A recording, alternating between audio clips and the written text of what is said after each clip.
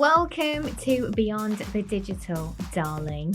A sneak peek behind the scenes at Beyond the Dawn. Banter and all. So get cozy, strap in, grab a brew, and enjoy. Hello. Hello. Welcome.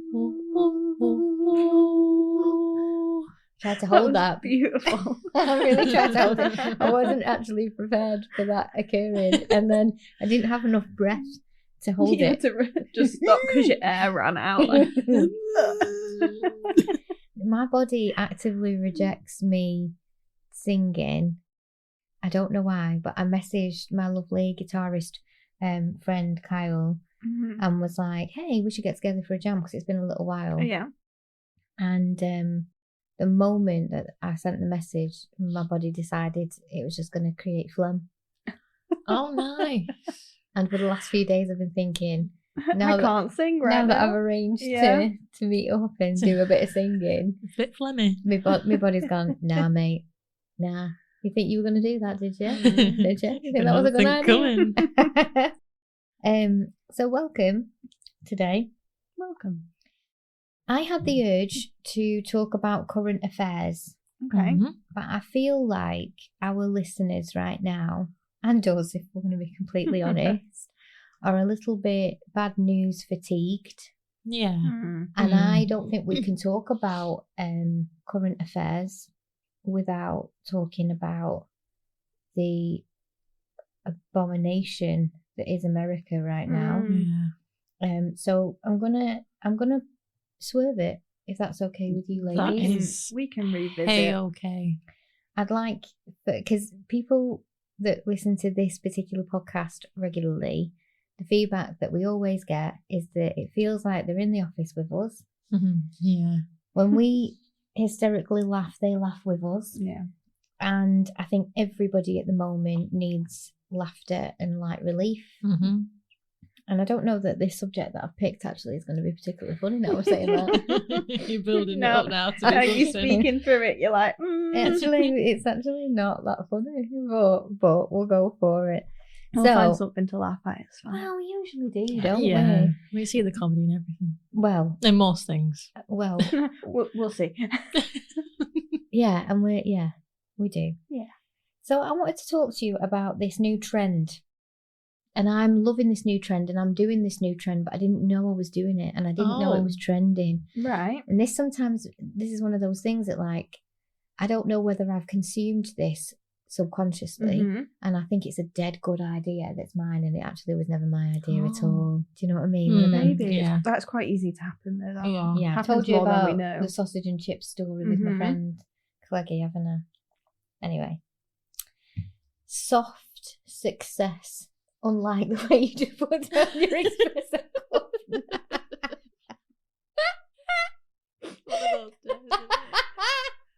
I'm crumbling today. I don't know why that was funny. But it was just the way you practically threw it at the wall and then looked at us to see if we noticed. Boom, boom, boom, boom, boom, boom, boom. That's my life today. It's alright. Boom, boom, boom. Okay, Sorry. Say again. Soft success. Okay. So the idea of this, it's a new wave of entrepreneurship for women. So the idea is that it is the antidote to what used to be really popular, which was the hustle culture. And it's about defining success on your own terms, which I feel like we've been shipping that for freaking years. Yeah. That's not a new concept to us at all. But it's about defining your success instead of chasing that arbitrary business milestones like I have to be a six-figure month, multi-millionaire, whatever, or needing to have the viral moments or relentless productivity, So it says here, for years, female entrepreneurs were sold the girl boss dream, grinding day and night, building empires, and proving that we could do it all. But as burnout rates skyrocket and personal well-being has taken a back seat, many women have started asking, is this really what success looks like? I feel like our entire business message could have been built on Off that. soft success. Yeah. I didn't know that that's what it was, but everything that we've geared multi-potentialite towards has been exactly that. Yeah. So basically, it is prioritising your fulfillment, making decisions based on sustainability, and joy, rather than just financial or status-based achievements, which is our whole vibe. So instead of measuring success by revenue, it's about asking, am I actually enjoying my work? Don't answer that for this week, please. Do I have time for my family, hobbies and self-care? I'm not going to answer that for this week neither.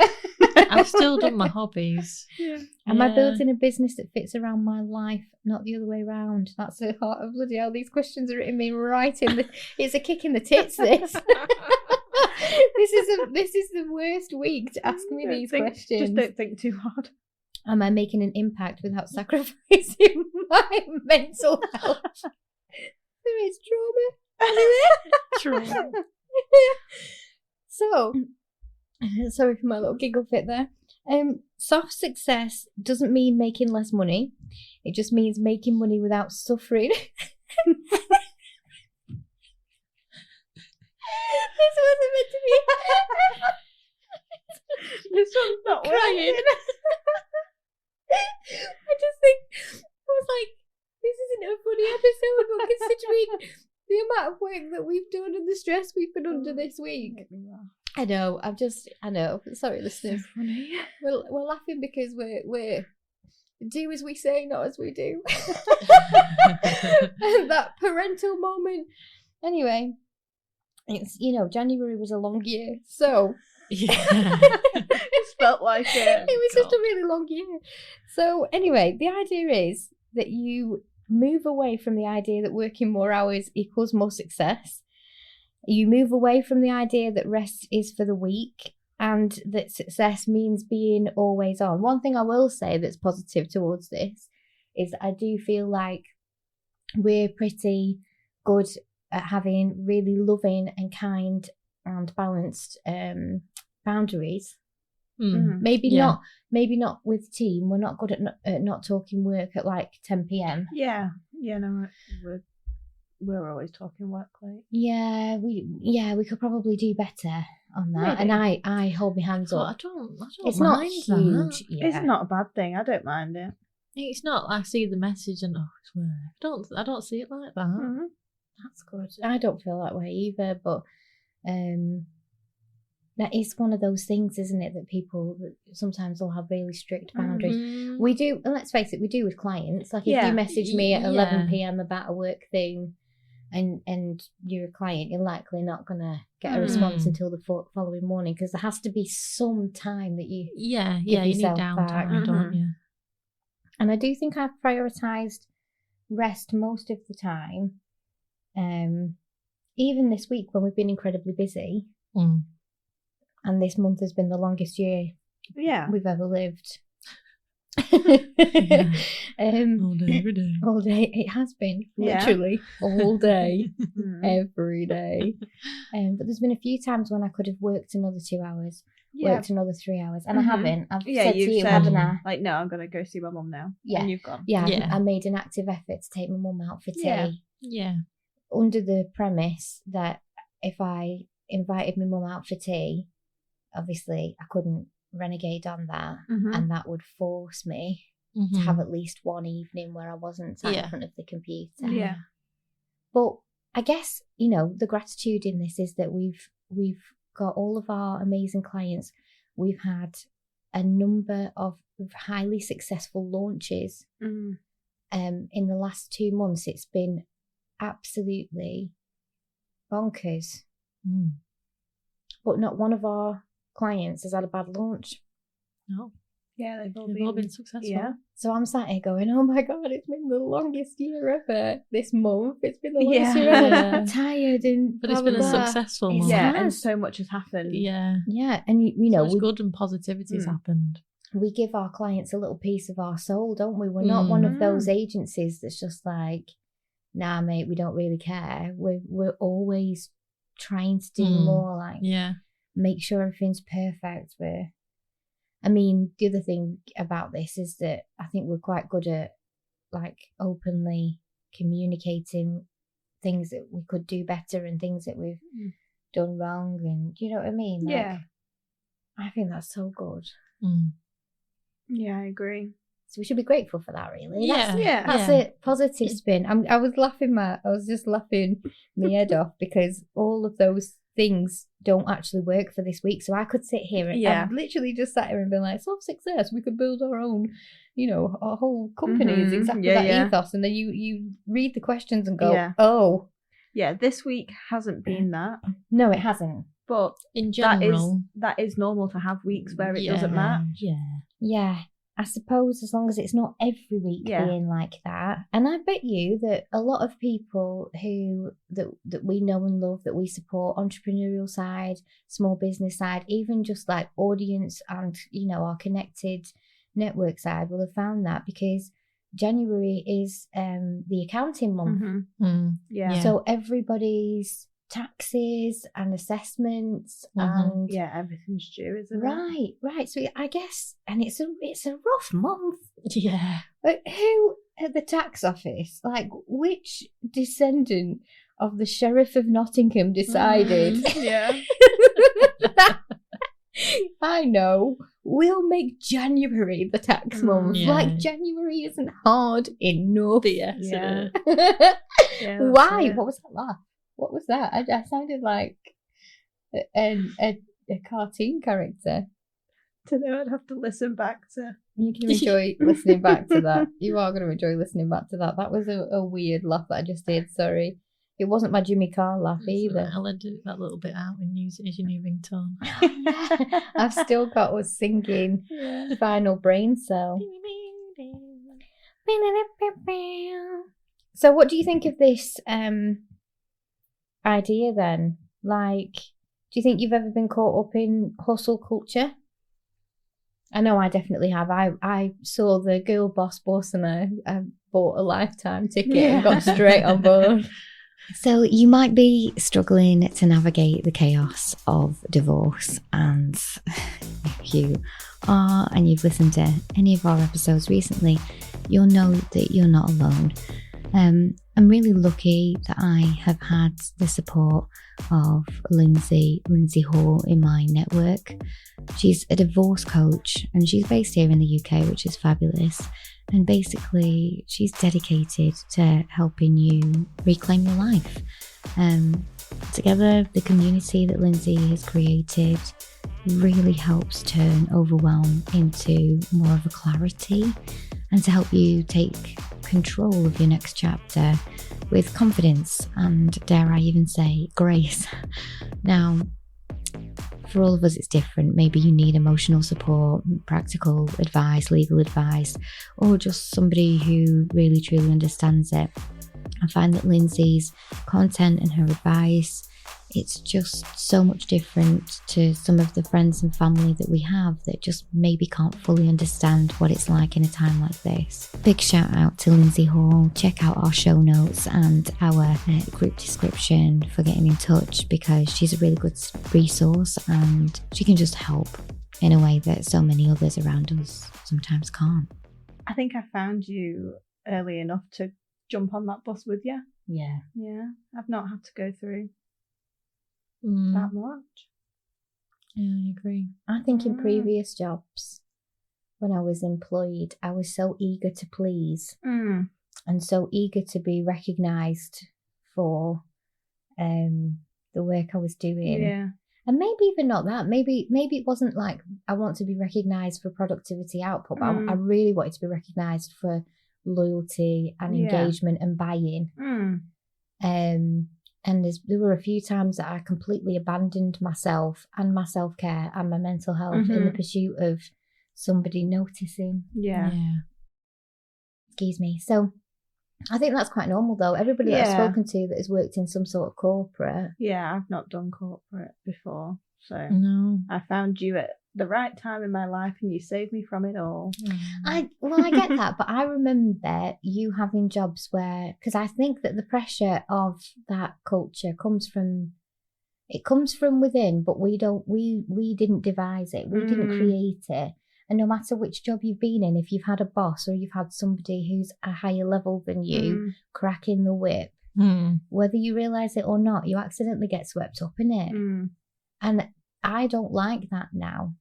I can't, and this is why I believe myself to be unemployable.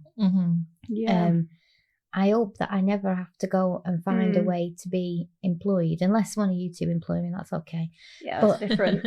I don't want to do that because I can't handle that. No. And I think that in the normal world, in lots of different agencies, in lots of different companies, and lots of different walks of life, different jobs, you get a handful of really exceptional, wonderful leaders and managers, but the overarching mass percentage of people who go into leadership and management don't necessarily get there because they are excellent managers and leaders. They get there because of time served, or they get there because they know the system that manager needs to oversee really well, or they get there because they crack the whip and they get results out of their team, and the productivity goes up under their reign, but the mental health of the people who are creating the product is probably at an all-time low. And you only need to have had one bad boss to know what that feels like. And it still happens in business. There's been times in the past where we've had clients that have been a bit like that, and we've had to reestablish boundaries and let everybody know, where we're at. We've had to fire clients before, there's been all of that kind of stuff, but it's not the same. You come to it on a bit more of an even keel when it's a client. It's not the same as when you're employed and that's your boss. Yeah, because you do feel like you have to conform. Conform is a good word. That is a good word. That comes from my brain. On a day like today on as a day well. like today. The sheer joy of your face when you looked at me and said, that came from my brain. Okay, Scarecrow. Have you watched Wicked yet? No. I was Scarecrow in a school play. Did you know that? I did, yeah, you told us. I probably You put it on your birthday quiz. Oh, I did, yeah. I put it on my Did birthday you? quiz, Yeah. I did answer the quiz. I don't remember that question. Yeah, Leaps won. Yeah. I think she cheated. Yeah. To be fair, her and Nini are the people in the room that have known. Well, other than my family. Yeah. Anyway, that was fun. So, do we have any examples of people who are embracing soft success? You? Do you reckon? I think so. Especially with the brand multi-potentialite, like you worked for that. And that's what you want everyone to have as well. Yeah. So, and the idea behind multi-potentialite, it's double-edged, that sword, because it's about you being able to make your business work around your life first. So I do get what you're saying, but it's also around people who perhaps have either neurodivergent traits or are definitely neurodivergent. And there was a situation a couple of weeks ago where some people online were not particularly kind about the term multi-potentialite. Yeah. Pissed me off because you wouldn't go up to somebody with autism and be like, oh yeah, you just can't pick up on social cues, can you? But it's okay to say, oh, multi-potentialite means something negative. Yeah, it's just a bit rude, isn't it? It's just rude and uneducated, and it came from people that you wouldn't expect, people that up until that moment I quite respected. And it's a strange thing. That whole conversation was a bit of an eye opener for me. Yeah, because not something you expected. I think sometimes, and this is good actually, it was good to experience that, because sometimes we cultivate our audience in such a way that our perception of what's really going on isn't quite right. And as an agency, when we work with our clients and we're able to see things through their companies, that's when we see into other rooms that we perhaps wouldn't have naturally been in. Yeah. But if we were to look at just our own little echo chamber, we would get an absolutely skewed and inaccurate view of what's truly going on. And that would affect everything. That would affect the way we market. It would affect what products we brought out. It would affect how, when, why, where we work. Yeah. So I'm so grateful that I know we do loads of market research. We do loads of discovery. We keep our finger on the pulse of these things, which is great, and everybody should be doing that. But I do worry about the solopreneur. Like, how is the solopreneur meant to do that when they haven't got that opportunity? Yeah. That's a good point, actually. Something you don't think about very often, but when you sit and think, that's when you like go down the tunnel, isn't it? And you get lost. And somebody who sat there and trying very hard to sort out their business marketing and figure out what products that they should do and all of that good stuff. And actually, they can only see out their own window. Yeah. So for them, it looks like a sunny day. It's actually not the truth of the full. Yeah. Full everyone needs multiple windows to look out of, don't they? Yeah. Right. And then it doesn't work. So then they go, okay, I'm not going to be soft in my pursuits. I'm going to hustle because that must be the thing I'm doing wrong. And it puts them back. Not the right thing to do. No, but the mindset and new perspective of training yourself and challenging your thoughts is so hard. Yeah. It's so hard. That's interesting, though. It is really interesting. To just sit and think about it is really interesting. But it says here, soft success isn't about doing less. It's about doing what actually matters.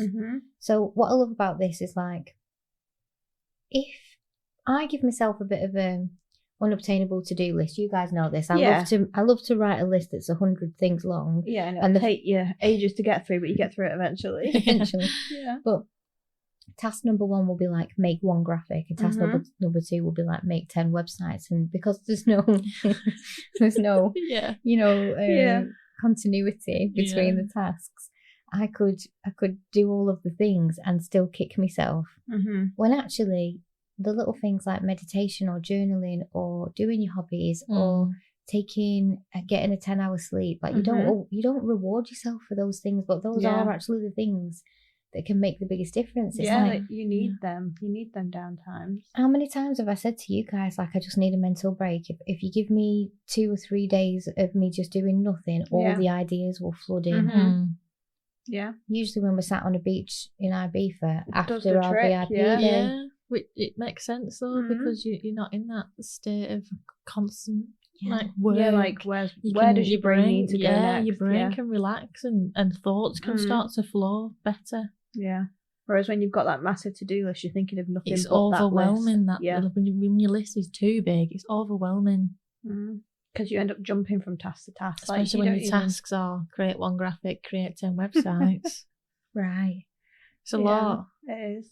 There are some tasks that never get done as well. Like, there's been loads of ideas that I've had that I've not executed. But then I'm really good at taking those and using them as a stick to beat myself with as well.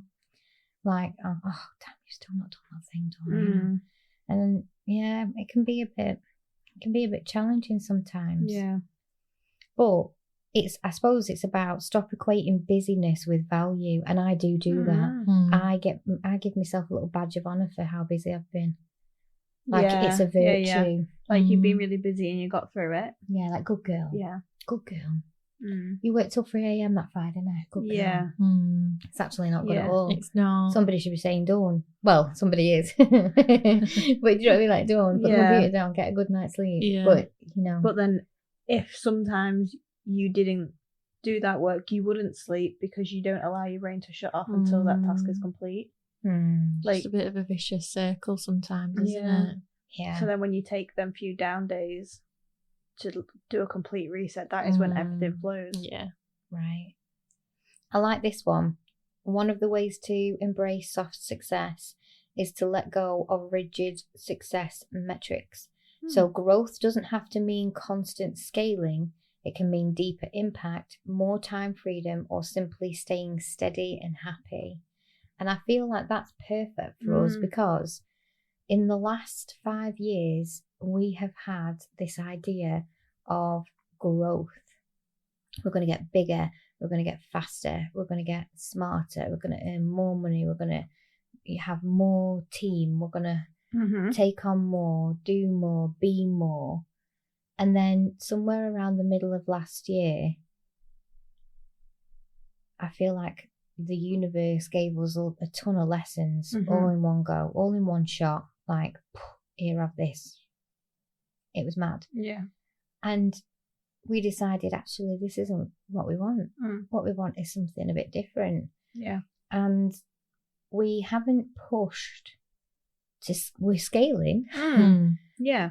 We somehow, again, when we decided to stop pushing for this, like, shark level scale and growth and more, we stopped that. And now naturally we're kind of like taking on different scale, but in a different way. And what we focused on instead was actually stability, and comfort, and efficiency and operations, and actually tying things off and getting faster and smarter, but in a different way.